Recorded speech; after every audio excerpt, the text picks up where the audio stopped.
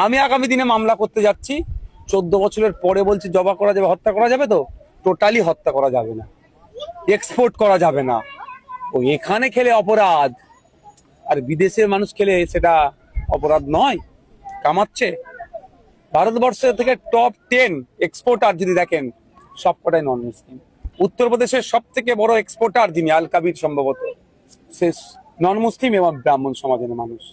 আর এখানে এই গোহত্যা নিয়ে, গরু জবাইকে নিয়ে, গরু বলিকে দিয়া নিয়ে হিন্দু মুসলমানের মধ্যে একটা বিভ্রান্ত তৈরি করার চেষ্টা করা হচ্ছে, সম্প্রীতিকে বিনষ্ট করার চেষ্টা করা হচ্ছে। পশ্চিমবাংলার মুসলিম সমাজের একটা হেভি অংশের মানুষ এবারে তারা ডিসাইড করে নিয়েছে গরুকে তারা জবাই করবেই না। 14 বছরের ঊর্ধ্বে নিচের কোনো প্রশ্নই আসছে না। তাদের যে ডিসিশন নিয়েছে সেটারও আমি বিরোধিতা করবো না। একেবারে পেট্রোল ডিজেলের দাম এটা নিয়ে একেবারে চতুর্থবার বাড়তে বাড়তে একবার দুবার তিনবার চতুর্থবার বেড়েই গেল, বেড়ে 13 টাকা 59 পয়সায় এসে দাঁড়িয়েছে। কেন শুভেন্দু বাবুকে প্রশ্ন করেন না? এটা শুভেন্দু বাবুকে প্রশ্ন করা দরকার। এই প্রশ্ন না করতে পারেন, ওই জন্য মাদ্রাসায় বন্দে মাতরম বাধ্যতামূলক। এই প্রশ্ন না করতে পারেন, রাস্তায় নামাজ পড়া যাবে না। এই প্রশ্ন না করতে পারেন, গরুর রে, এই বলে পুরো আপনাকে আমাকে ভুল দিয়েছে। প্রশ্ন করাতে হবে, শুভেন্দু বাবুকে জবাব দিতে হবে। এখান থেকে আমি প্রশ্ন করছি, শুভেন্দু বাবুকে জবাব দিতে হবে। আপনি বলেছিলেন যে আমাদেরকে ক্ষমতায় নিয়ে আসুন, অর্থাৎ বলেছিলেন তিনি বিজেপিকে ক্ষমতায় নিয়ে আসলে, ওনাদেরকে ক্ষমতায় আনলে দিল্লি উত্তরপ্রদেশের মতো পেট্রোলের দাম হবে। আজকে কেন হয়নি? এই প্রশ্নগুলো করতে হবে। আমি প্রশ্ন করছি, অন্যদেরও বলবো প্রশ্ন করুন শুভেন্দু বাবুকে। কেউ প্রশ্নের ঊর্ধ্বে নয়। দেশের আইন বিচার আদালত আছে, যেমন দেশের গণতন্ত্র আছে, সংবিধান আছে। হ্যাঁ, প্রশ্নের শালীনতা বজায় রেখে করতে হবে। এই প্রশ্ন না করতে পারে, আপনাকে আমাকে অন্যদিকে মাইন্ডকে ডাইভার্ট করে রেখে দিয়েছে। বাড়তেই থাকলে মানুষ কোন জায়গায় পৌঁছবে, মানে এই এর কোনো সুরাহা মিলবে বলে মনে করছে? হিন্দু স্বাস্থ্যসাথীকে আয়ুষ্মান ভারতে কনভার্ট করা এবং লক্ষ্মীর ভান্ডারকে অন্নপূর্ণা যোজনায় কনভার্ট করার কাজ শুরু করা। আগামীকাল বিকেলে নবান্ন থেকে আমি এবং সংশ্লিষ্ট দপ্তরের মাননীয় মন্ত্রী, সিএস, এফএস এবং অন্য আধিকারিকদের উপস্থিতিতে অগ্নিমিত্রা পাল এবং আমি একটি ফর্ম পাবলিশ করব, যেই ফর্ম অন্নপূর্ণা যোজনায় ফিল আপ করতে হবে। এবং আমরা কালকেই বিস্তারিত বলবো, কারণ এনরোলমেন্ট যখন যত তাড়াতাড়ি করবেন তত বেনিফিট আমরা দিতে পারবো। আমাদের অন্নপূর্ণা যোজনার প্রক্রিয়াটা শুরু হয়ে যাবে কাল থেকে। যেমন যেমন ফর্ম ফিল আপ হবে তেমন তেমন 3000 টাকা ট্রান্সফারও শুরু হয়ে যাবে। আর যতক্ষণ না 3000 টাকা ট্রান্সফার হচ্ছে, স্বাস্থ্যসাথী যেমন কন্টিনিউ রাখা হয়েছে আয়ুষ্মান ভারত কনভার্ট না হওয়া পর্যন্ত, এখানে আপনার লক্ষ্মী ভান্ডারকেও কন্টিনিউ করা হবে। বিস্তারিত কালকে আপনারা জানতে পারবেন, ফর্মের কপিও আপনারা কালকে পাবেন। অফলাইন অনলাইন অবশ্যই থাকবে, শুধু পাবলিকের উপরে ছেড়ে দেওয়া হবে না। বিধায়করা নিজ উদ্যোগে ফর্ম ফিল আপ করাবেন এবং সরকারও বিডিওদের নেতৃত্বে প্রত্যেক বাড়িতে বাড়িতে ফর্ম ফিল আপের জন্য সহযোগিতা করার জন্য লোক পাবেন। এবং মাথায় রাখতে হবে, ভারতীয়রাই কেবলমাত্র এই সুযোগ পাবেন, অভারতীয়রাই সুযোগ পাবেন না।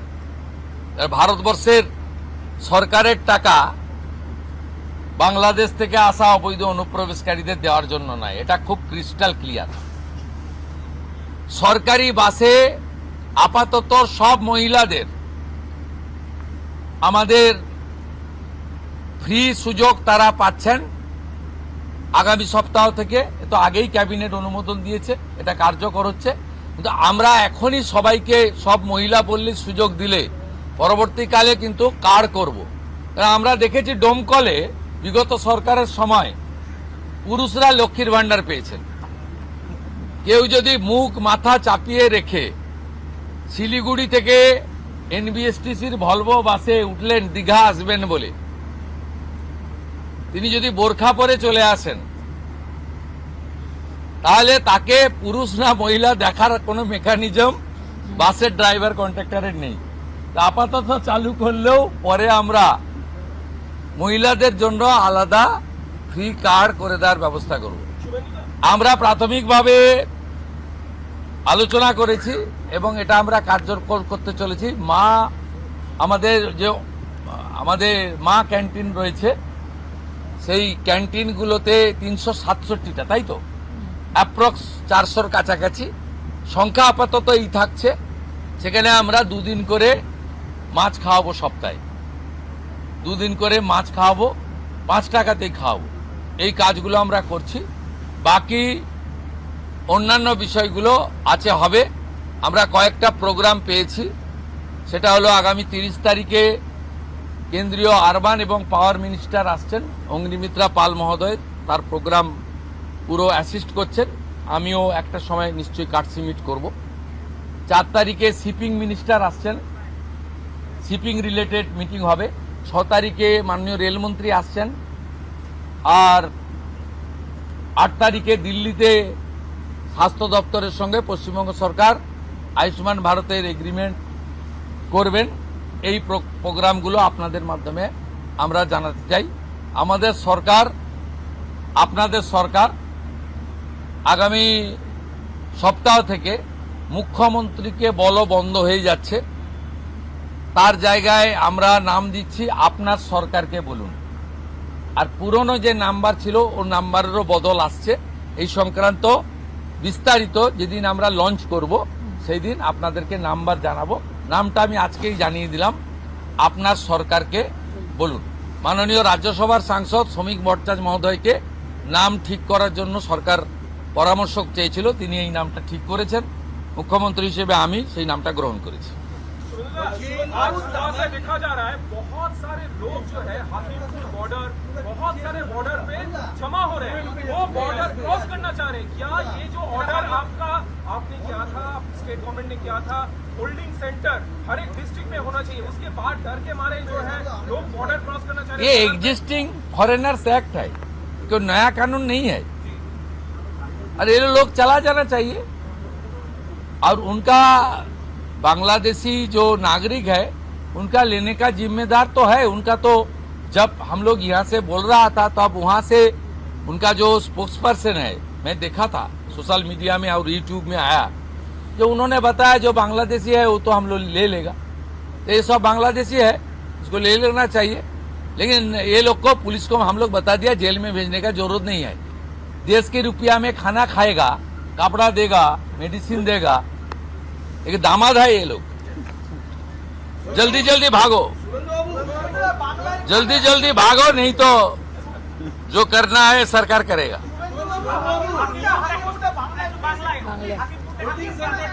না না, আমি হাকিমপুর সম্পর্কে জানি না, আমি মিডিয়াতে দেখছিলাম, কিন্তু এটা নতুন কিছু নয়, প্রেজেন্ট অ্যাক্টই রয়েছে। এবং আমরা বলে দিয়েছি যে বাংলাদেশের অবৈধ অনুপ্রবেশকারী তাদেরকে কোর্টে পাঠানোর কোনো দরকার নেই, আইনে নেই। সরাসরি পুলিশ নেবে এবং বিএসএফ এর হাতে হ্যান্ডওভার করবে। বিএসএফ এর যা ভারত সরকার বাংলাদেশ সরকারের সঙ্গে আছে এগ্রিমেন্ট, তাতে বাংলাদেশি প্রুফ করে হ্যান্ডওভার করে দেবে। আমাদের জেলে 3 মাস 6 মাস 2 বছর রেখে আপনার চাল, আপনার ডাল, আপনার তেল, আপনার মাছ, আপনার ডিম, আপনার কাপড়, আপনার মেডিসিন ওদেরকে দেব কেন? এটা তো ভারতীয়দেরই ক্ষতি হচ্ছে, আমাদের রাজ্যেরই ক্ষতি হচ্ছে। সেই জন্য আইনটা এতদিন ছিল ভোট ব্যাংকের স্বার্থে কেউ বা কারা ব্যবহার করেনি। আমরা ভোট ব্যাংকের বাইরে গিয়ে দেশের স্বার্থে, রাজ্যের স্বার্থে এই আইন কার্যকর করছি। আবেদন করেছেন যে যারা এতদিন অভিযুক্ত রয়েছেন তাদেরকে গ্রেফতার করার জন্য এসপির কাছে, পুনরায় কি তদন্ত শুরু করবেন? আমি আবেদন পাই, এসপির কাছে উনি আবেদন করেছেন। এসপি নিশ্চয়ই ডিজিকে পাঠাবেন, ডিজি আমার সঙ্গে পরামর্শ করবেন। আমি হোম মিনিস্টার হিসেবে নিশ্চয়ই, আমার তো আইনের শাসন প্রতিষ্ঠা করার জন্যই আমাকে আপনারা মুখ্যমন্ত্রী করেছেন। তা আইনের শাসনে তামান্নাও আইনের শাসন পাবেন। আমরা তো বলেছি শাসকের আইন চলবে না, আইনের শাসন চলবে। আমরা তো বলেছি স্কুল, কলেজ, মন্দিরের 1 কিলোমিটারের মধ্যে মদের দোকান লাইসেন্স দেওয়া যাবে না। এ সরকার অন্যভাবে চলবে, চিন্তার কোনো কারণ নেই। আমার সঙ্গে ভারত সরকারের মন্ত্রী জিতেন্দ্র সিং এর একটা মিটিং আছে 3:30টার সময়, এখন 2:30 বাজতে যায়, 1 ঘন্টা লাগবে যেতে। প্লিজ, বিশেষ সাংসদ বিরোধীদের তাদেরকে আপনি ডাকবেন, এই বিশেষের টাইপ যদি বলেন দেখি, মানে যারা অনেকদিন পরে সত্য কথা বলছে তারাই বিশেষ সাংসদ। যারা বলছেন যে আপনারা আমাদের স্বাধীনতা পাইয়ে দিয়েছেন,